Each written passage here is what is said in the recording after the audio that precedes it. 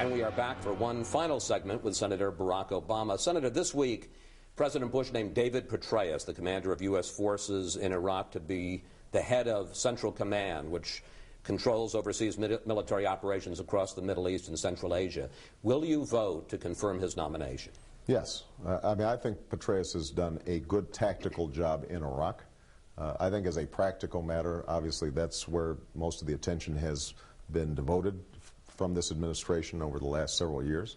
I was also a big respecter of Admiral Fallon, who Petraeus is now replacing.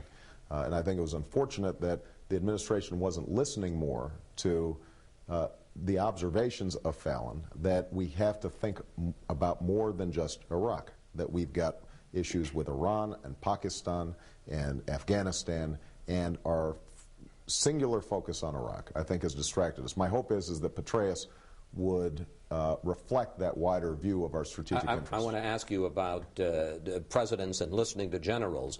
Petraeus, as I don't have to tell you, is the architect of the troop surge, a strong advocate of our continued engagement in Iraq. If you become commander-in-chief and he says your plan to get out of Iraq is a mistake, will you replace him?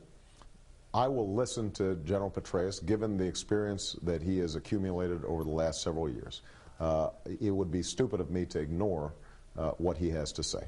But it is my job as president, it would be my job as commander-in-chief to set the mission, to make the strategic decisions in light of the problems that we're having in Afghanistan, in light of the problems that we are having in Pakistan, the fact that Al-Qaeda is strengthening, as our national intelligence estimates have indicated since 2001.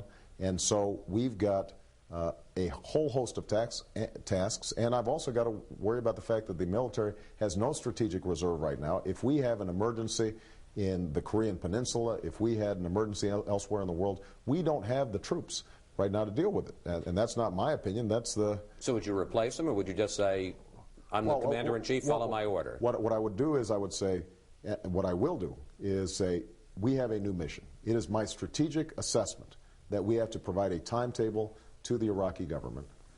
I want you to tell me how best to execute this new assignment. And I am happy to listen to the tactical considerations and any ideas you have, but what I will not do is to continue to let the Iraqi government off the hook and allow them to put our foreign policy on ice while they dither about making decisions about how they're going to cooperate with each other. Senator, we sometimes do a lightning round here, quick questions, quick answers. So try to let's clear up some campaign business. Why are you ducking another debate with Hillary Clinton? Yeah, I'm not ducking one. We've had 21, and so what we've said is, with 2 weeks, 2 big states, we want to make sure that we're talking to as many folks as possible on the ground, taking questions from voters. No debates between now and We're not going to have debates between now and Indiana. You say it's premature to discuss running mates. Are you at least open to the possibility of running with Hillary Clinton with the places on the ticket to be determined? I'm going to punt on that question until I'm actually the nominee. That's quick. If the voting ends in June and you're still leading in the popular vote and delegates, and the superdelegates hand the nomination to Hillary Clinton, do you think that the young people, the African-American people, the young first-time voters that you have brought into this campaign, aren't they going to be awfully angry? Well, I think there would be some frustration there. It's not just young people, by the way. This event that we just had here in Marion, Indiana, I had a 48-year-old white woman come up to me and say she's voting for the first time. Never voted before. She probably would not vote. It's possible. But here's my strong belief. Democrats are going to be unified. I think we should find that person who is going to be best able to not just defeat John McCain, but also lead the country. I happen to think I'm that person. I will make that argument forcefully to the superdelegates prior to the convention. The Wall Street Journal says that you are prepared to run the first privately financed presidential campaign since Watergate. True? Well, look, we've done a wonderful job raising money from the grassroots. I'm very proud of the fact that in February, for example, 90% of our donations came over the internet. Our average donation is $96, and we've done an amazing job, I think, of mobilizing people to finance our campaigns in small increments. I have promised that I will sit down with John McCain and talk about, can we preserve a public system as long as we are taking into account third-party independent expenditures, because what I don't intend to do... If you can get that agreement, you would go for a publicly financed campaign? What I don't intend to do is to allow huge amounts of money to be spent by the RNC, the Republican National Committee, or by organizations like the Swift Board organization, and just stand there without but if you get that agreement, I would be very interested in pursuing public financing, because I think not every candidate is going to be able to do what I've done in this campaign, and I think it's important to think about future campaigns. Finally, and we have about a minute left, what have you learned in this campaign? And I don't mean, gee, what a great country it is answer.